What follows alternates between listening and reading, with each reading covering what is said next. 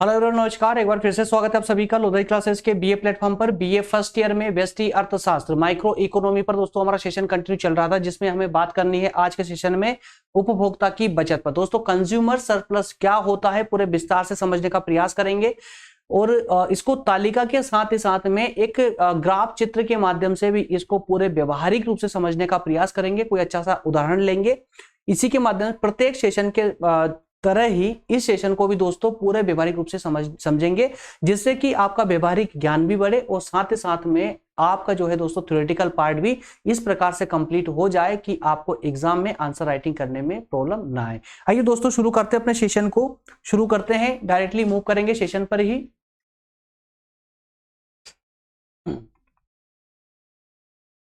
दोस्तों इस second unit का लास्ट टॉपिक होने जा रहा है, टॉपिक नंबर 8 है ना, उपभोक्ता की बचत। क्लियर है?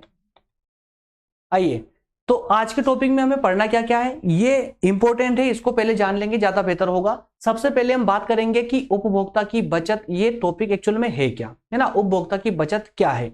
इसके बाद हम बात करेंगे उपभोक्ता की बचत की परिभाषा, उसके बाद में बचत की व्याख्या और तालिका अर्थात कि एक टेबल के रूप में इस बचत को समझने का प्रयास करेंगे।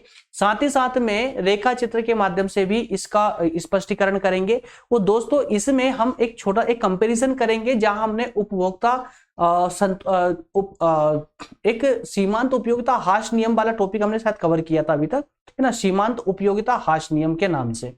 तो उसको हम आज के टॉपिक से रिलेट करेंगे, जो है इसको दोनों को इंटरलिंक करते हुए पढ़ने का प्रयास करेंगे, दोनों को समझने का प्रयास करेंगे। कारण क्या है कि जो उपभोक्ता की बचत का जो ग्राफ बनता है वो सीमांत जो एक उपयोगिता हास नियम होता है दोस्तों, तो उपयोगिता हास नियम के आधार पर बनता है ना।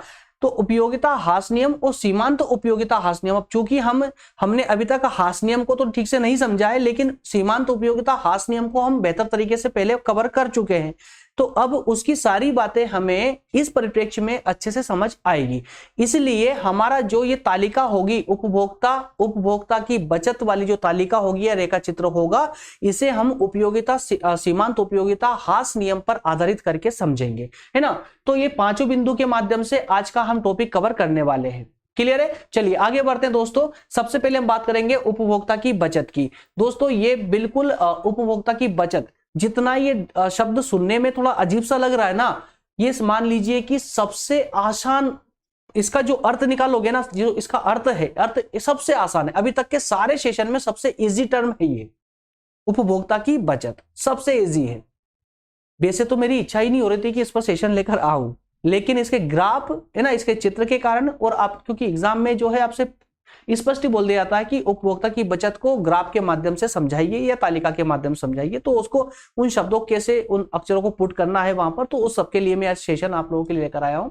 आइए, तो अब जब लेकर आ चुके हैं तो एक सामान्य सी चर्चा इस पर कर लेते हैं। छोटा सा ही सेशन होगा, ज्यादा लेंथी नहीं होने वाला है। आइए शुरू करते हैं लेक्चर को।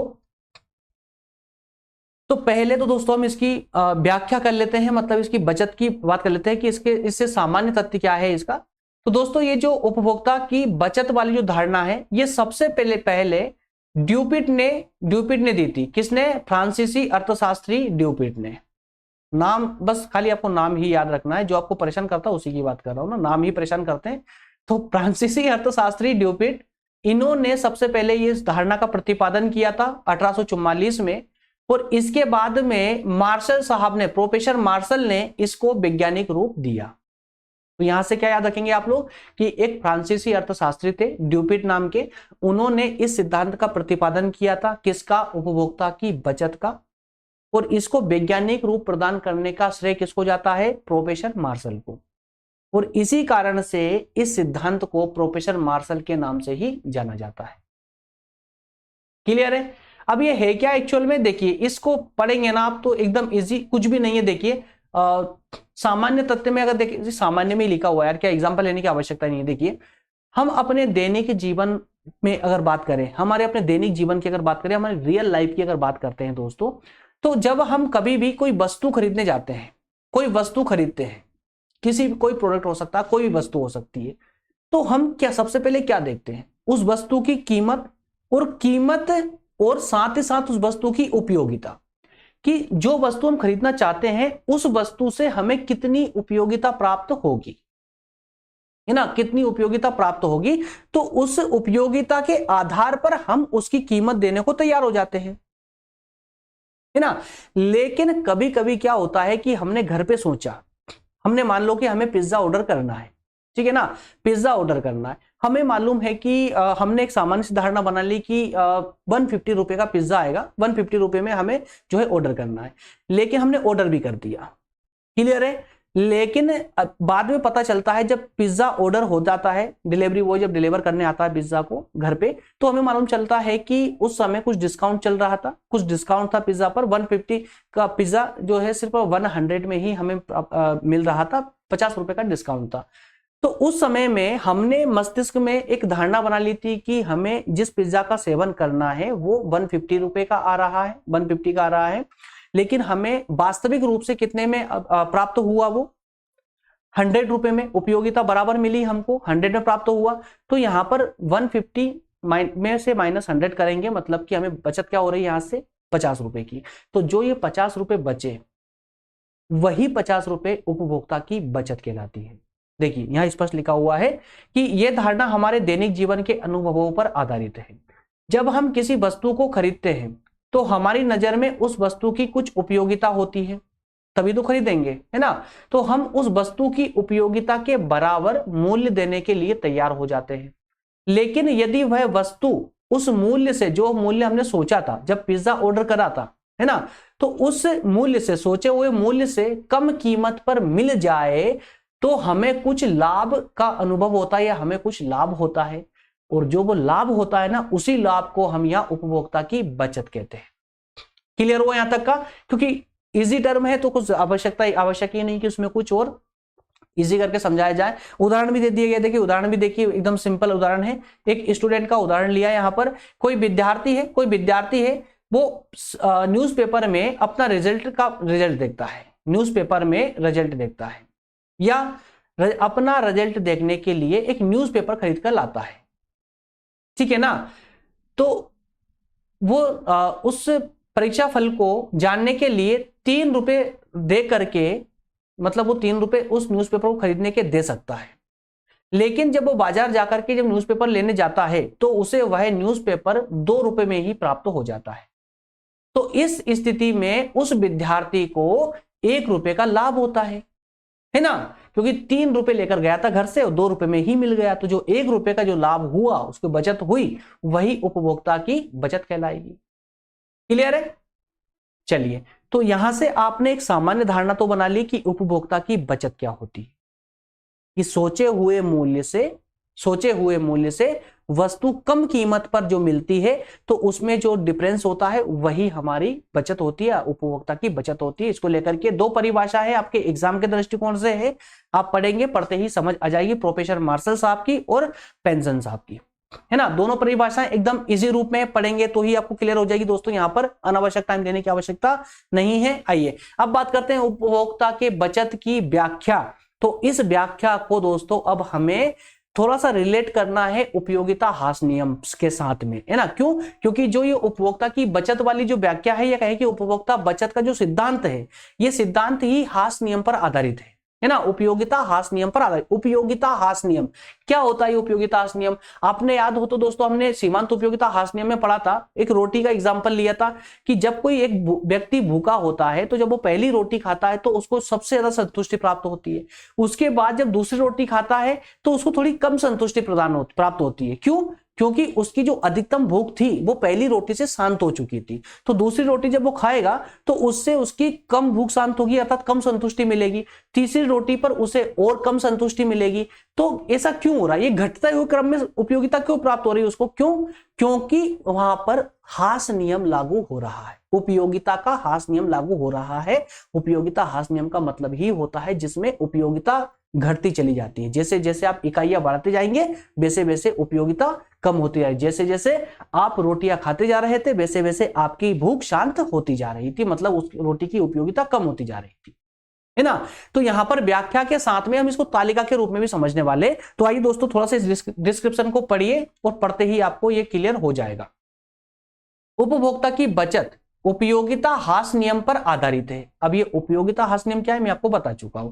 माना कि एक उपभोक्ता संतरे का उपभोग करना चाहता है, ऑरेंज का उपभोग करना चाहता है।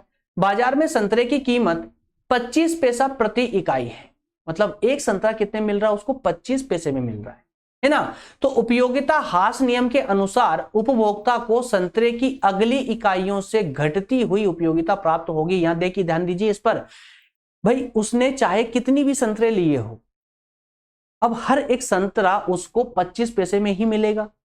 अब वो दुकानदार से ये तो नहीं बोल सकता कि भाई पहली संतरा 25 पैसे में दीजिए, अगली संतरा कम में दीजिए। क्यों? क्योंकि अगली संतरा मुझे कम संतुष्टि प्रदान करेगी, ये तो नहीं बोल सकता ना, क्योंकि उसे तो सभी संतरा बराबर कीमत पर ही मिलेगी, ठीक है ना। तो इसलिए कहा गया है कि इस संतरे की इकाइयों में भी ह्रास नियम लागू हो रहा है। इसी कारण से संतरे की आने वाली इकाइयां, अगली इकाइयां उपभोक्ता को कम संतुष्टि प्रदान करेगी या कम उपयोगिता प्राप्त होगी। तो संतरे से प्राप्त उपयोगिता, इसके मूल्य तथा उपभोक्ता की बचत को निम्नलिखित तालिका में देखा जा सकता है और समझा जा सकता है। कैसे? थोड़ा सा ध्यान से देखिएगा इस तालिका को, बहुत अच्छे से मैंने दोस्तों थोड़ा सा बनाया इसको और आपको देखते ही समझ आने वाली। देखिए, उपयोगिता ह्रास नियम आप यहां से और बेहतर तरीके से समझ सकते हैं। कैसे? देखिए, एक कॉलम में दी है मैंने संतरे की इकाइयां, दूसरे कॉलम में संतरे की उपयोगिता, मतलब कि संतरे की उपयोगिता कितनी है, उससे कितनी संतुष्टि प्राप्त होगी, है ना। और एक कॉलम में है आपके वस्तु की कीमत की, वो जो वस्तु मतलब संतरा, उसकी कीमत क्या है प्रति इकाई, है ना। और एक में है उपभोक्ता की बचत। अब देखिए यहां पर, जब उपभोक्ता पहली संतरे का उपभोग करता है तो उसे कितनी संतुष्टि मिलती है, वो संतुष्टि को कैसे मापे, उसके लिए मैंने क्या करा दोस्तों, यहां पर पैसे के रूप में माप लेते हैं, है ना, कितने पैसे की संतुष्टि मिल रही है उसको, ठीक है ना, समझना आसान हो जाएगा। तो एक संतरे का उपभोग करता है तो उसे लगभग 50 पैसे की संतुष्टि प्राप्त होती है। कितनी? 50 पैसे की संतुष्टि प्राप्त होती है। और वो संतरा कितने में पड़ा था, उसको कीमत क्या थी उस संतरे की, 25 पैसे। पहले ही बात कर चुके हैं, 25 पैसे प्रति संतरा है ना। तो यहां पर उसको बचत कितनी हुई, देखिए उपयोगिता कितनी प्राप्त हुई उसको, 50 पैसे की, और संतरा कितने की थी, 25 पैसे की, तो बचत कितनी हो गई, 25 पैसा। क्लियर है? अब उसने अगली संतरे का उपभोग किया। अब चूंकि आने वाली इकाइयों में उपयोगिता ह्रास नियम लागू हो रहा है, इसलिए अब उपयोगिता कम होगी। देखना, दूसरी संतरे का उपभोग करता है तो उसकी उपयोगिता 50 से घट करके 40 बची है। उपयोगिता कितनी बची, 40 बची। और वो संतरा अगली जो इकाई थी वो कितने की आएगी, वही 25 पैसे की। इसमें कोई परिवर्तन नहीं होगा क्योंकि प्रत्येक संतरे का कीमत प्रत्येक इकाई 25 पैसे ही है, तो यहां पर कोई बदलाव नहीं होगा। तो अगली जो संतरा थी, मतलब दूसरी इकाई जो थी संतरे की, उससे उपयोगिता उसको 40 पैसे के बराबर प्राप्त होती है और उसको वह कीमत पड़ती है 25 पैसे की। तो यहाँ उपयोगिता 40 और कितने में आई थी, 25 में, तो उसको कुल बचत कितनी हो रही दोस्तों, 15 पैसे की बचत होती है उपभोक्ता को। फिर तीसरी इकाई का उपभोग करता है तो उपयोगिता कम होकर के 35 रह जाती है, लेकिन कीमत वही है। तो इस प्रकार से 35 माइनस 25 करेंगे तो 10 उपयोगिता प्राप्त होती है, 10 उपयोगिता प्राप्त होती है। इसी प्रकार से चौथी इकाई का उपभोग करता है तो 30 पैसे की उपयोगिता और 25 पैसे में पड़ती है, तो कुल मिलाकर 5 पैसा उसको बचत में होती है। लेकिन जैसे ही पांचवी इकाई का उपभोग करने जाता है उपभोक्ता, पांचवी इकाई का, तो अब उसे उपयोगिता कीमत के बराबर ही प्राप्त हो रही है। उपयोगिता ह्रास नियम के कारण इसकी उपयोगिता कम होती जा रही है, कीमत बराबर है, ठीक है ना। तो इस तरह से दोस्तों कीमत भी 25 पैसा, उपयोगिता भी 25 पैसा, तो अब उसके जो बचत होगी वो क्या हो जाएगी, 0 हो जाएगी। अब इसके आगे अगर वो और संतरे का उपभोग करता है तो अब उसकी बचत माइनस में चली जाएगी, अर्थात वो अब नुकसान में चला जाएगा, लॉस में चला जाएगा, बचत नहीं होगी, है ना। कुल देख लीजिए, इसका योग देख लीजिए, कुल उपयोगिता हमें प्राप्त होती है 180 पैसे के बराबर। इन सबको जोड़ दिया जाए तो 180 पैसे के बराबर उपयोगिता प्राप्त होती है। और हमारे जो कुल पैसे खर्च हुए 5 इकाइयों पे 25-25 के अकॉर्डिंग, तो 125 पैसे खर्च होते हैं। और हमारी जो बचत होती है, तो इस बचत को जोड़ लीजिए, 25, 15, 10 और 5 कुल मिलाकर के 55 पैसे की बचत होती है। आया समझ दोस्तों? तो यही है उपभोक्ता की बचत। तो उपभोक्ता की बचत तो आपने समझ ली थी। तो उपयोगिता ह्रास नियम को लागू करते हुए आप टेबल में इस डाटा को कैसे दिखाएंगे, ये इस टेबल से आप समझिए। है ना। ये आपके एग्जाम के लिए बहुत महत्वपूर्ण होने वाली है। आगे हम बात करेंगे कि इसको चित्र में कैसे दिखाना है, चित्र में कैसे दिखाना है, ठीक है ना। तो चित्र में देखने ये डिस्क्रिप्शन लिखी हुई है, अगर आप कहीं तालिका में, इस तालिका में अगर कोई प्रॉब्लम आती है ना, तालिका में समझने में कोई प्रॉब्लम आती है तो उसकी पूरी डिस्क्रिप्शन मैंने यहाँ पर लिख दी है, इसको पढ़ लीजिएगा, पूरा कंप्लीट हो जाएगा, क्लियर हो जाएगा पूरा, एक एक शब्द लिख दिया यहाँ पर, ठीक है ना। चलिए आगे बढ़ते हैं, अब बात करते हैं रेखा चित्र के द्वारा स्पष्टीकरण। तो उसी डेटा को अब हम रेखा चित्र में समझ लेते हैं कैसे रखना है। तो रेखा चित्र में दोस्तों, रेखा चित्र के माध्यम थोड़ा सा मुझे यहाँ डिस्प्ले से अब गायब होना पड़ेगा ताकि आपको ये कंप्लीट दिखे, या फिर थोड़े से छोटा कर देते हैं।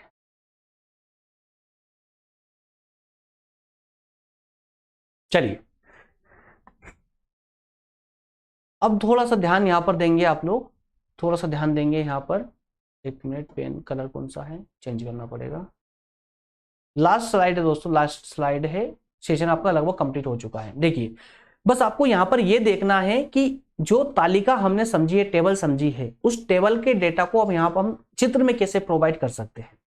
क्योंकि एग्जाम में आपसे चित्र का भी बोल दिया, रेखा चित्र का भी बोल दिया जाता है कि रेखा चित्र किस प्रकार से आप उसमें वर्णित करेंगे, लिखेंगे, है ना। तो दोस्तों यहां पर पहले रेखा चित्र को देख लीजिए, एक बार इसका इंट्रोडक्शन देख लीजिए कि रेखा चित्र है क्या। हमने यहां पर दो रेखाएं खींची, एक खींची हमने ओ वाई और दूसरी है ओ एक्स, ठीक है ना। तो इस ओ एक्स वाली रेखा पर हमने संतरे की इकाइयां रखी है, कितनी संतरे का उपभोग वो करता है, 1 2 3 4 और 5 इकाइयां संतरे की। और ओ वाई वाली रेखा पर हमने जो है मूल्य या उपयोगिता को रखा है, मूल्य या उपयोगिता को रखा है ना, संतरे की उपयोगिता को, क्लियर है। इसी प्रकार से बीच में एक रेखा चलती है ए और बी वाली, जो कि मिडल रेखा कहलाती है, मिडल रेखा बीच की रेखा है, और यही है हमारी मूल्य रेखा। क्या है? मूल्य रेखा, है ना। और इसके बाद में दोस्तों नीचे वाले पार्ट में ये आपको दिखाएगी सीमांत उपयोगिता मूल्य, सीमांत उपयोगिता मूल्य, ये वाला पार्ट दिखाएगा आपका इतना ओ और ए वाला पार्ट आपको सीमांत उपयोगिता दिखाएगा, सीमांत उपयोगिता का मूल्य दिखाएगा, ठीक है ना। और इसका जो ऊपर ए और बी रेखा से ऊपर वाला जो पार्ट है दोस्तों, ये इतना वाला जो पार्ट है आपका, ये वाला पार्ट, ये पार्ट आपको उपभोक्ता की बचत दिखाएगा, है ना। कैसे, आइए डिस्क्रिप्शन के माध्यम से ही समझते चलते हैं। रेखा चित्र में ओ एक्स रेखा पर संतरे की इकाइयां और ओ वाई पर संतरे की प्राप्त सीमांत उपयोगिता को दिखाया गया है, क्लियर है। ओ ए संतरे की प्रति इकाई बाजार मूल्य है, कौन सा? ओ से लेकर ए तक का जो डाटा दिया गया है, ये वाला जो लाइन है, ये बाजार की मूल्य है, किसकी? संतरे का, प्रति इकाई का, क्लियर है, जो कि 25 पैसे की बराबर है ना। 25, या तो ये पर यही समझना है आपको कि संतरे की कीमत तो 25 पैसे प्रति इकाई ही है, इसमें कोई परिवर्तन होना ही नहीं है। आगे ए और बी रेखा जो है, ये सभी इकाइयों के मूल्य रेखा है। क्या है? सभी इकाइयों की मूल्य रेखा है ना, कीमत की रेखा है। ये बताती है कि संतरे की सभी इकाइयों के लिए समान मूल्य दिया जाता है, ठीक है।